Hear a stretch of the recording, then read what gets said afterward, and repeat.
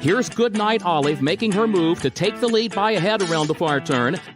Race Kane has nearly 10 lengths to make up. So does Scooby Guando, verifying the leader. Top of the stretch, Tapit Trice is coming onto the outside. Up to the mark is running late behind Master of the Seas. Set piece down the center of the course. Master of the Seas alongside Annapolis. Here's Elusive Princess coming after Maj, and Mission of Joy tries to find room between that pair. Maj has the lead. Mission of Joy second. Elusive Princess third. The champ in front. Goodnight Olive chased all the way. Tapit Trice! Tapit Trice wins the Toyota Bluegrass. Welcome in, everyone, to the Keeneland Look Ahead podcast. Jeremy Plonk here from Horse Player. Now we've got Thursday, the 17th of October. I always tell you, it's the days of the week and the number of days that get me screwed up here this time of year. 17th card. We've got 9 races for you coming up on day 10 of the meet. We're now past the halfway point. 9 days in the books for this 17-day session. Forecast tomorrow, sunny skies, temps in the low 60s, so it should be a great day for racing. Fast track, firm turf course. Expect good conditions for all of the racing coming up on Thursday. It'll be our second straight day without leading jockey Tyler Gaffalione. He sat out the first of a 2-day suspension today. We said we tried to get to the bottom of why he was out and not in the entries over the next 2 days due to a HISA strikes infraction. The number of times that you strike, whip a horse limited for a rider. He had an overage on that, if you will, and will be serving a 2-day suspension not only from Wednesday but also Thursday, according to his agent Matt Musicar. We were on with the Steve Bick on the At the Races Sirius XM program this morning when the question came up and we were talking about it. So Steve just texted the agent, Matt Musicar, and he said that's what it was for. So that's why we haven't seen Tyler Gaffalione today or again on Thursday. He'll be back riding on Friday. We'll see how that shakes out in the standings.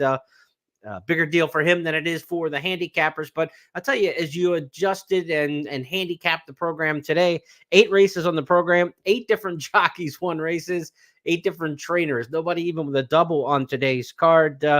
We did see 2 wins today, though, from trainers, 1 win each, but 2 wins of, I think, some significance, at least in terms of what we see in this meet.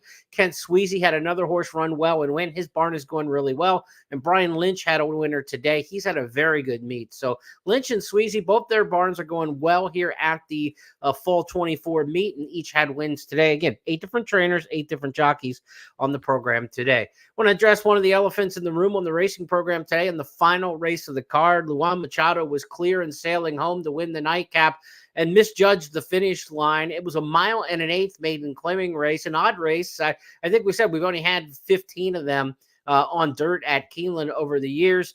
Not using the 16th pole finish line, of course, at a 1 1/8, they go all the way to the regular wire. Machado stopped riding and past the 16th pole thinking the race was over, got nipped at the wire.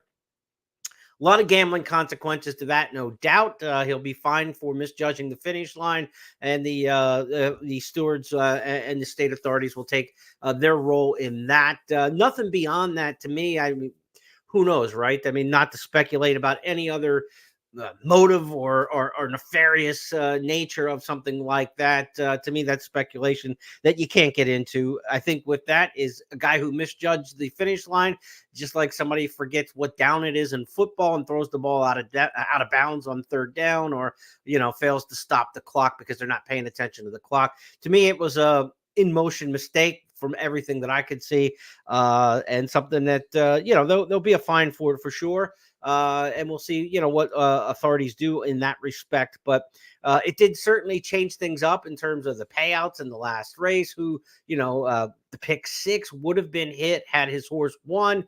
Nobody had the horse who ended up rallying and paying $40 in the pick 6. So that forced a carryover into today's card, or into Thursday's card. All right, let's get to races on Thursday. Not a whole lot to talk about, I don't think, necessarily on the track. Certainly not a lot to talk about in my handicapping.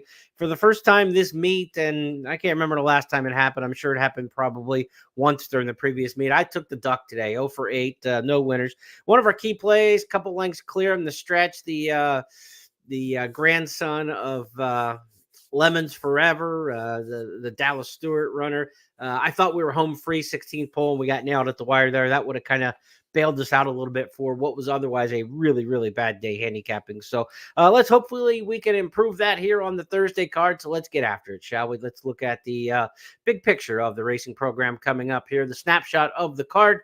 We've got 9 races on the Thursday card, 8 on Wednesday. We up it to 9 on Thursday. Pick 5 starts in race number 1. We've got a pick 4 starting in the second, early pick 4. The pick 6, 18,890, the carryover because of that last race finish. So 18,890 in the $1 pick 6. That begins in race number 4. The Keeneland Turf pick 3 is back. There were only 2 turf races on Wednesday. We've got 3 of them for you on Thursday. So races 4, 6, and 8 will be the Keeneland Turf pick 3. I've got key plays coming up in successive races 5, 6, and 7. Race 5 is also going to start the late pick 5. So that's the swing race on the card. Race number 5's got everything coming into it and everything going out of it in terms of the pick 5s, opening pick 5 and late pick 5. Late pick 4 is going to start in race number 6 with one of our key plays, also a turf pick 3 race. And on through the card there, turf pick 3 wraps up with the 8th. 9th and final Toyota Super High 5, a $5,297 carryover. Going into that wager, challenge you to pick the top 5 in order. Let's go to the handicapping here from the Keeneland Handicapper Selectors box. We've got 5 handicappers across the way. A lot of love for Bostonian in here. Bostonian's probably the most picked horse who's never run at Keeneland. Finally running at Keeneland. He scratched 3 or 4 times, it seems like, during the spring meet, during the 2-year-old baby races. We all thought Bostonian was like a short price favorite and winner 2 or 3 times at least during the meet. He may have scratched 3, maybe 3 or 4.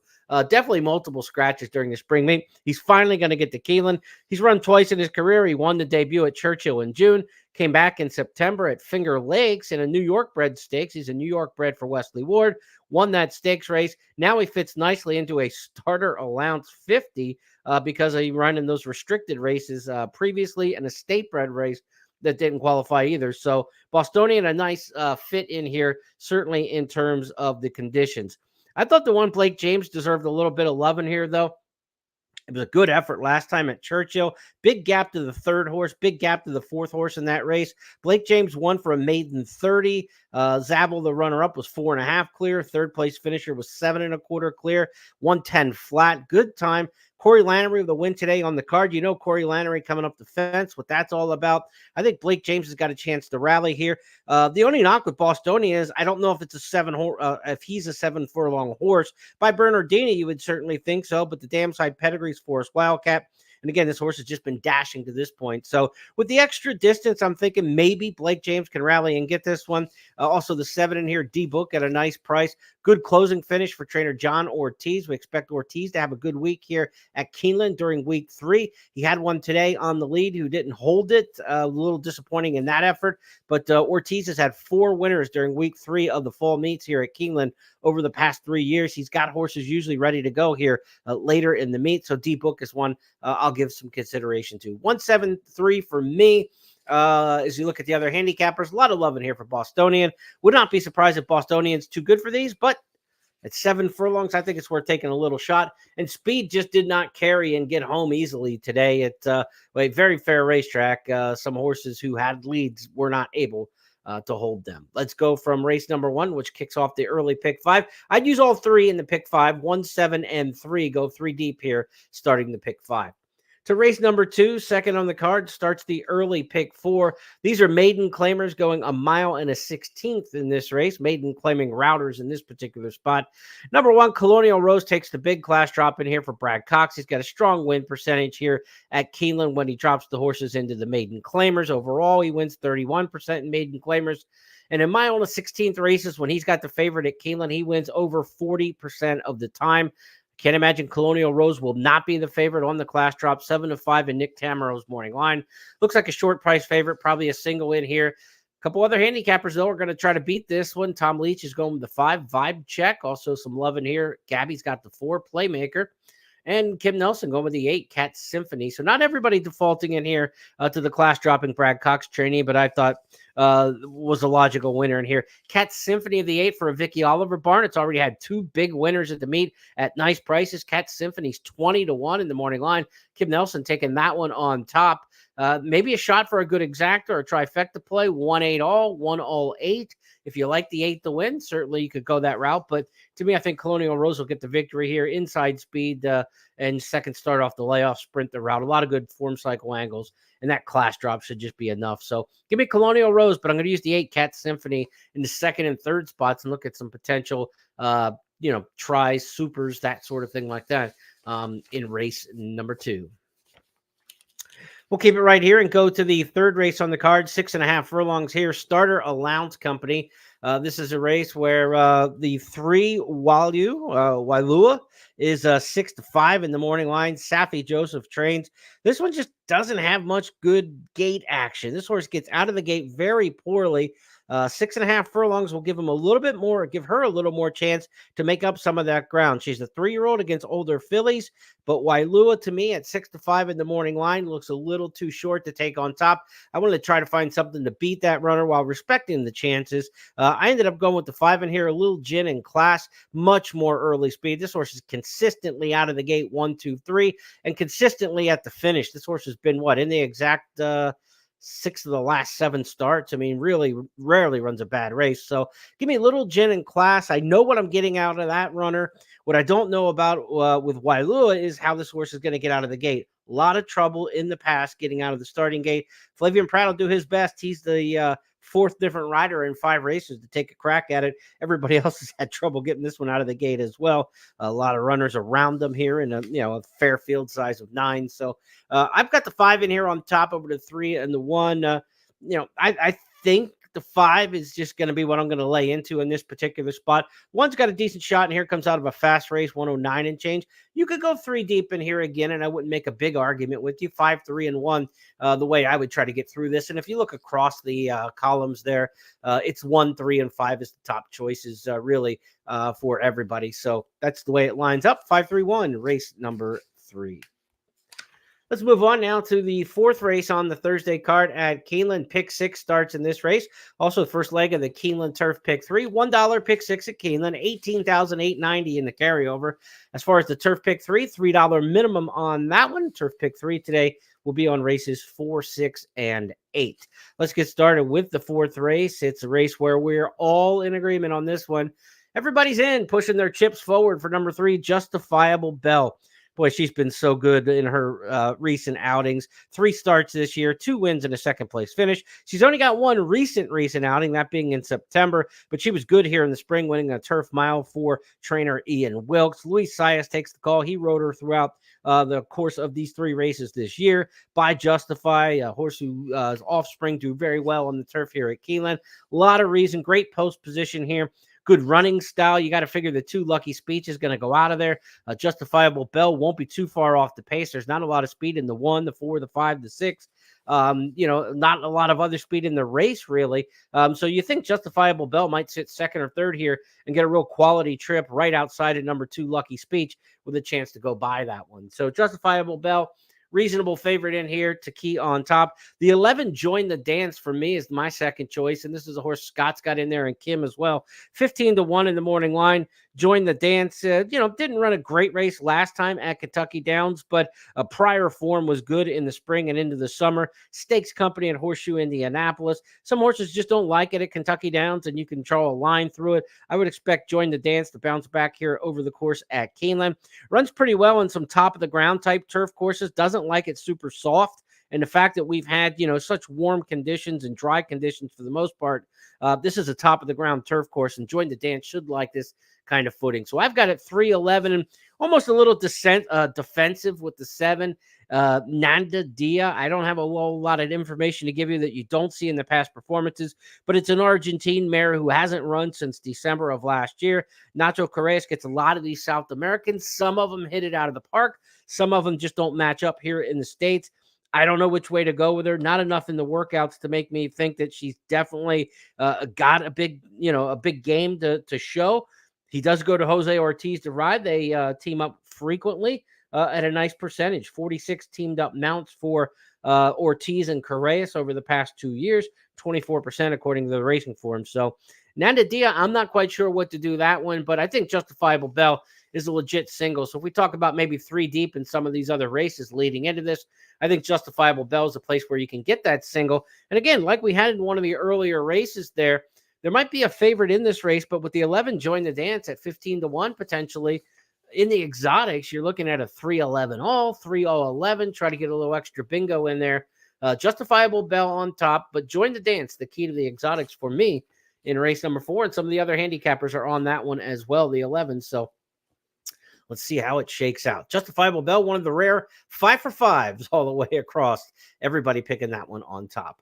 Let's go to the 5th race on the card. It's our swing race on this 9-race program. First of our 3 key plays on the program as well, and this will start the late pick 5. It's a swing race because it ends the early pick 5 as well, and we'll kick off the late pick 5. I think you go too deep in this particular spot. My key play in here is number 9, Speechless. The Rudy Brisset barn has been red hot at the meet. Everything he sends out is running well. If you look at the horse's past running lines, you've got one excuse you draw a line through and one race that looks a lot better on paper. We'll make the case here for Speechless.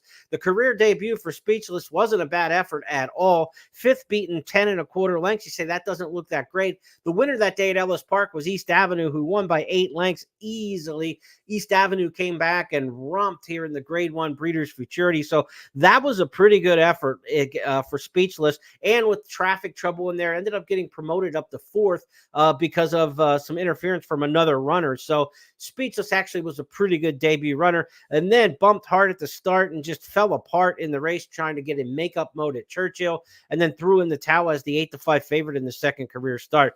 This one's by Street Sense. I like the Street Senses in these elongated sprints at Keeneland. The 9 Speechless, one of my key plays early in the card. I think this horse is going to come flying with the run under Jose Ortiz, my top choice in race number 5. I'll use him with the 3 in here. Uncle Jim, a first-time starter for Brad Cox, $240,000 City of Light colt. A decent work tab here, consistent, not a lot of huge breaks in the workout tab, and this horse has been kind of aimed right towards this meet at Keeneland. Probably would have liked to seen a work there towards the end of September. There was a 14-day gap. I don't know in that September to October 4th break there if the work was just missed by the clockers, but Uncle Jim came back with a bullet workout after that 2-week absence, 14-day absence on October 4th, and ran a big 59-3 breeze from the gate. So you expect this first-time starter to be able to run in the Lapenta colors with Matacat stable. 3 Uncle Jim's certainly to be respected. 9-3 for me, too deep in this particular race, and it's one of my key plays of the day. I'm going to take the 9 on top in here, and I think we'll get a fair price because I think they're going to bet Uncle Jim in this particular spot, and they'll probably also bet the 5 in here a little bit too. Cocktails and Kringle are runners who had 2 starts and ran pretty decent in both of them. So let's see if we can't get anywhere around 7-2 on Speechless, and I'll be happy to take that one. 9-2 in the morning line would certainly be fine with me. 5 handicappers, 5 different picks in this race. The 1, the 2, the 3, the 5, and the 9 all get a top selection from somebody in this particular spot. So, maybe a price will hold here where there is no just congealed public opinion in here. Uncle Jim at 3-1 in the morning line, the first-time starter. See what the public does with that one. We did see a Brad Cox first-time starter bet down 4-5 on Sunday, I believe, and faded and barely held on. I think ended up 3rd, may have got photoed out and ended up 4th in there. And Cox got beat at 2-5 today in the first race on a big class dropper. So just because Brad Cox horses are really live on the tote board and getting hammered down doesn't give him any more level of certainty. But I will say this, when the Cox horse got beat today at 2-5, I was surprised. Looked at the meet. I mean, he had 10 favorites at the meet. At this point, 5 of them were winners. So he was hitting 50% with his favorites. So it's not like he's like vastly underperforming. You just remember when a Brad Cox 4-5 shot gets beat or a 2-5 shot gets beat.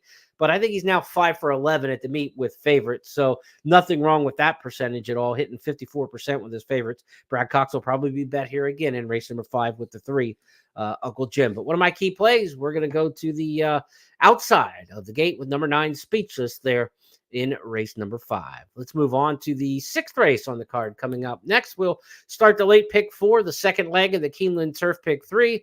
And my second key play on the card comes up here. And I'm going to go in this turf sprint to the 7 in here. Finster will be my top choice. Let's look how the other handicappers line up here in the 6th race. Finster also picked on top by Gabby, picked second by everybody else. So Finster 6-1 in the morning line, picked first or second by every handicapper. We're probably not going to see the 6-1. This horse will probably get bet a little more.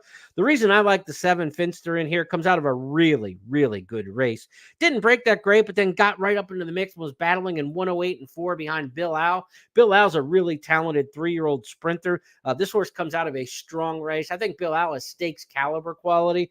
And to run that race, only getting beat 3 lengths with a little bit of trouble in there, was between horses the whole way. And that's the worst trip to have. You know, when 3 horses are battling, you don't want to be the one in the middle. They rarely pull it out. So Finster had a tough trip last time, being between horses for a long part of the journey. I think here, Finster, if can get clear, Flavian Pratt now the rider taking over for Bejarano. So now they move right up to a top A-list national jockey. Finster, to me, I think the one to beat in here. 6-1 in the morning line? Probably not. But where do you want to take the price? Probably, I'd say down as low as 10-horse field, 2-1. I'd take this horse at 2-1, much less 6. So we'll see what the price holds on Finster. As for the others in this race, who might you use in here? The 4 Double Clutch, picked by a couple of 3 of the handicappers on top. Double Clutch, 7-2 in the morning line. A horse who's had some hits, some miss on the turf here at Keeneland, but has done okay overall over the course and shortens the trip from a mile and 7 furlong races. We'll see if Double Clutch has the same kind of speed sprinting. Turf sprints at Keeneland has been coming from more off the pace, showed some more speed going longer in his more recent starts. We'll see where Double Clutch fits in this field. I've got that one picked 4th. 7-1-6-4, the way I've got it lined up here in race number 6. Love the 7 horse in here. Finster, my top play of the day in the 6th race. We move on now to race number 7 on this 9-race Thursday card.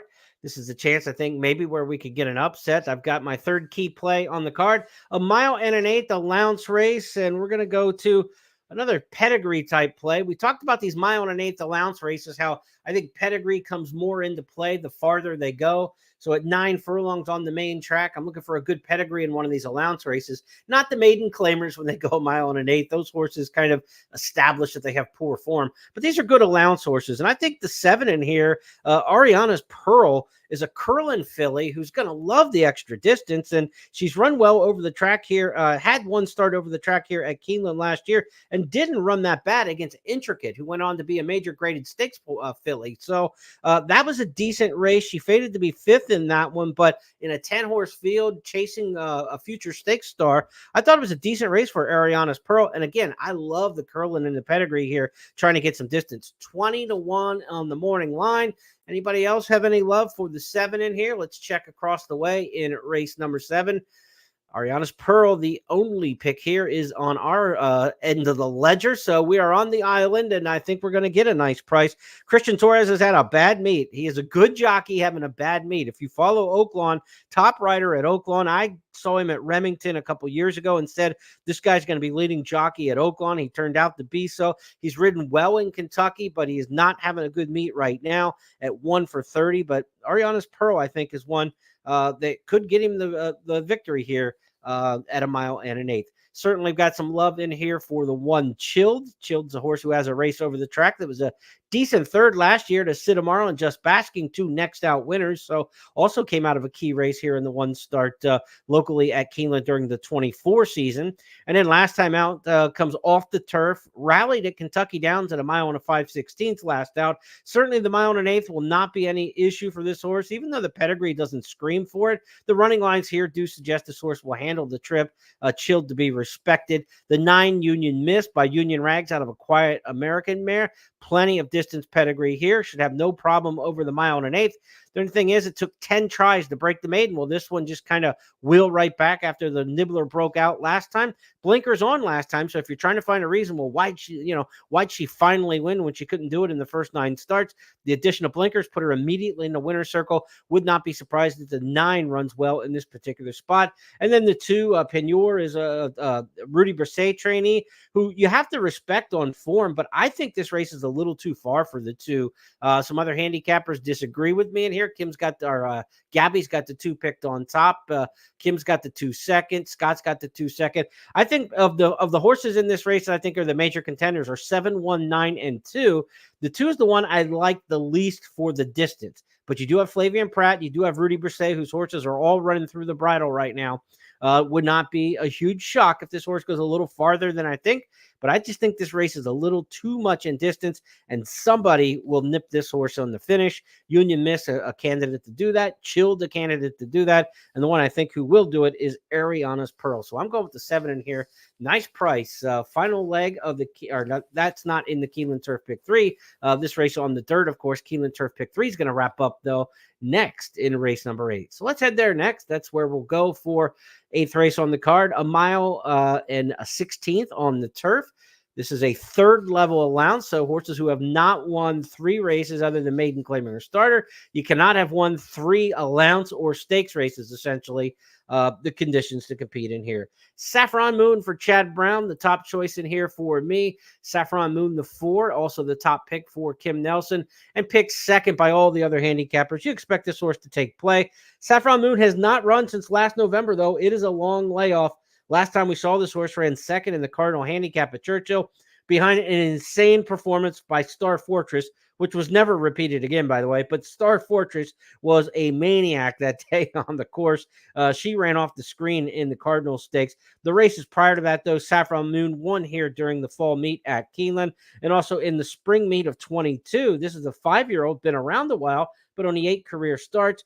This horse fired really fresh. If you look at that race, April of 22 in the past performances, had not run since October, came back here at Keeneland and ran off by 8 lengths. That's when you're trying to figure out whether or not a horse is going to fire off a layoff. The best thing to look at is past layoffs. Has the horse run well in the past? Use their own form to be the guide. Then secondary would be the trainer. What are the trainer stats off a layoff with this kind of horse? And you've got Chad Brown, who does exceptionally well off any length of layoff. So I would expect Saffron Moon to be ready to go in this particular one. 4 horse, my top choice in the 8th race. Who do we have underneath? We're going to look at the 11 in here, Aussie Girl. Will Walden's got this one second time in the U.S. Came in the Kentucky Downs Ladies Turf Sprint at 6.5 in the first race stateside, but I think the additional distance to a mile and 16th is going to help this one out here. European sprinter, but I think this horse with Galileo on the dam side of the pedigree. I know the top of the pedigree, Star Spangled Banner and Chazoir, were sprinters, but the dam side of this pedigree is Route with Galileo. I think the stretch out will do Aussie Girl some good with Irad Ortiz aboard. 4-11 top choices in here. And also, you'd be remiss not to consider Cherie DeVoe with everything she puts on the track. They're all running at this meet. It seems like she's got 4 winners already at the stand. Blissful off since the Saratoga break, since August, comes back firing fresh, has run decently at Keeneland here in the spring, ran a good 3rd, went up on the pace the whole way. I don't think Blissful's going to be on the pace here, though.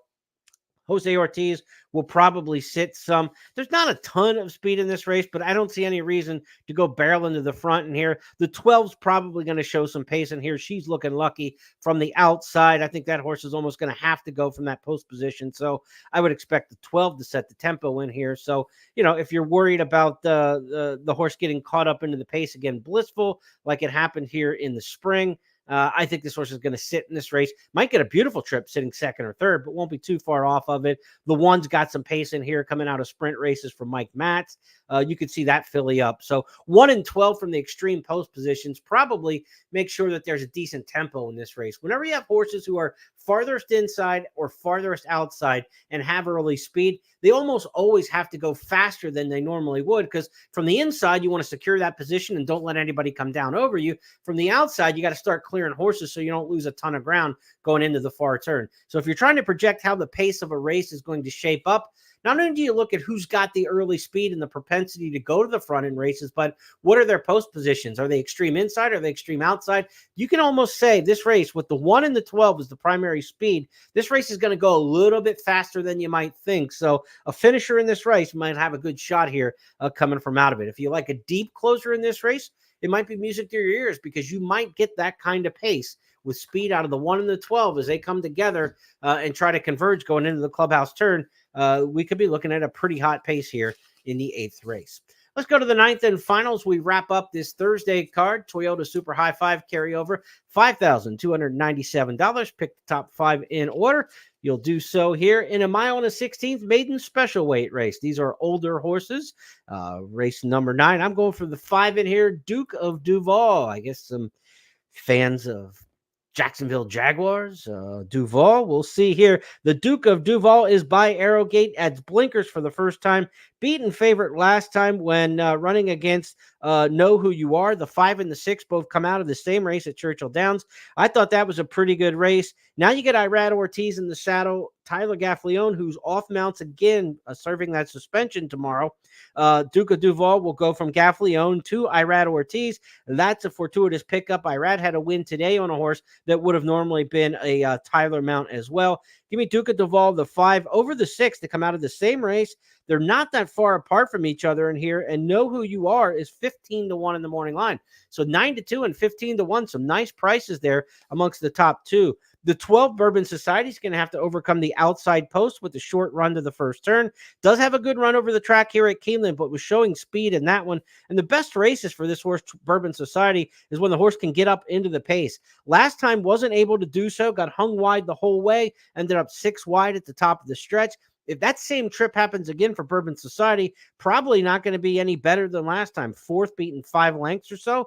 But in this case, if this horse can get out and get into the mix like he did at Keeneland back in April, then maybe we're not so wide on the turns. There's not a lot of speed just to the inside, the 11, the 10, the 9, 8, 7. I mean, you're kind of going through here, and you got to get down to the inside until you find some horses who really have much pace to them at all. And they're not even really in a lot of existence in here. There's not much speed. So the 12 Bourbon Society probably won't get hung that wide on the first turn. It looks like a bad post position for that running style, but when you look at the rest of the horses in this race, this horse probably isn't going to be that wide if Francisco Arrieta wants to go coming out of there.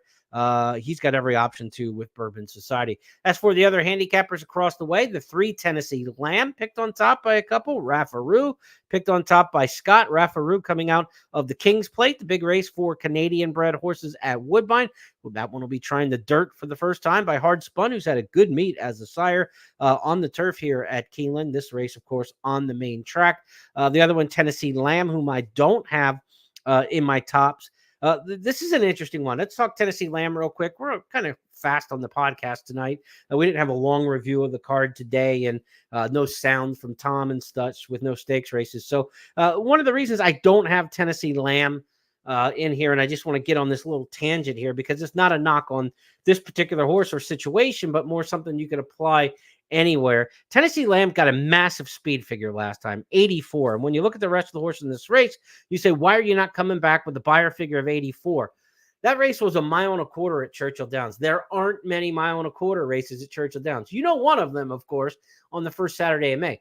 But anytime, I don't care what speed figure you're talking about, whose product it is, whether it's computer generated, whether it's man-made like a buyer figure, sample size is so important in creating these figures, and pars and everything that goes into making them is about data. And there just aren't that many races. So it's a fluke distance for any figure maker to try to make that figure. So they were running fast times during the Churchill meet. I don't think that, I mean, this horse is consistently running 66, 67 kind of buyers. Now it jumps all the way up to 84 in 1.25 miles. I don't trust the numbers. So at 3-1 in the morning line, Tennessee Lamb might be the best horse. But let's just say that last race never happened. The previous form for this horse is probably, 8-1, 10-1. So I'm not going to jump in because of the big figure in the last race at a fluky distance like 1.25 miles. This is a more structured 1.1 miles race. We've seen tons of these. The 3 may be okay and might be the best horse in this race, but I think you're going to get a shorter price than you deserve because of that big figure. So you're not going to get the real value, even if Tennessee Lamb wins this particular race, because of the fluky nature of that speed figure. It happens a lot in quarter horse racing, and that's really where I picked up on it. Used to be a chart caller and handicapper at Remington Park in Oklahoma City and did a lot of quarter horses. They had a speed index rating, and anytime you ran like an odd distance or a track that didn't have that many races, a newer track or a newer meet, the speed indexes and the speed figures would get thrown way off, But if it was the traditional distance that you've seen run hundreds of times, then the figures are a lot more reliable. So I just don't think that figure is super reliable. And at the number that it is and the price that it'll drive down, that's why I did not use Tennessee Lamb in here, because I think the horse is going to be undervalued. But could be the best horse in the race. We'll find out. If you're right, you'll be right, but I don't think you're going to get paid as much as you should, even in doing so. So for me, I'm going to toss Tennessee Lamb in the last race for that little handicapping nugget. Okay, that's going to wrap up tonight's card. Again, day 10 of the meet on Thursday. Sunny skies, 61 degrees in the forecast. Should be fast and firm. Couple carryovers, almost 19,000 in the pick six, and just over 5,200, almost 5,300 in the Toyota Super High Five in the final race on the card. We will be back on Thursday night to preview the Friday program. We'll get handicapping on Friday and get all the stats and trends updated and put onto the website. Be sure to check out my blogs at Keeneland.com in the expert handicappers section. And also be sure to check out the consensus grid picks of all our handicappers that you see here on the podcast. You can print them out. It has an easy print function for you off the website at Keeneland.com. And if you're in the app for the Keeneland Racing app, you get a lot of that information, stats and trends and blog information through the app as well. So a lot of great places to check it all out. I'll be back with you tomorrow night. Until then, have a great night, everybody, and we'll talk soon.